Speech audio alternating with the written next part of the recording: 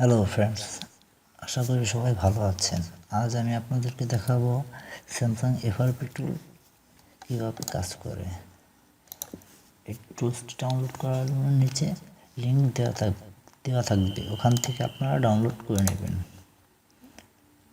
হ্যাঁ, আর একটি কথা বলতে ভুলে গেছি, সেটি হলো যে আপনার এই টুলসটি ব্যবহার করতে চাইলে আপনার পিসি কিংবা ল্যাপটপে নেট কানেক্ট থাকতে হবে, তা না হলে এটি কাজ করবে না। নেট কানেক্ট করার পর এটিকে স্টার্ট করে নেবেন।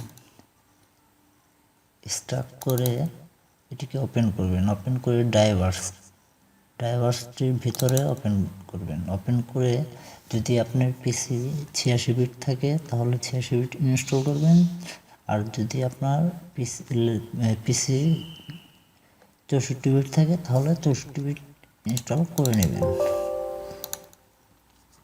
করার পর এটিকে ওপেন করবেন। স্যামসাং FRP 2020 এটিকে ওপেন করবেন। ওপেন করলে এরকম টুলসটি ওপেন হবে।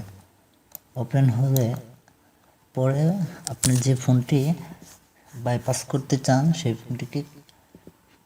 সেই ফোনটিকে USB দিয়ে কানেক্ট করবেন। কিন্তু হ্যাঁ, আপনার ফোনটিতেও নেট কানেক্ট থাকতে হবে। নেট কানেক্ট করার পর বাইপাসে ক্লিক করবেন।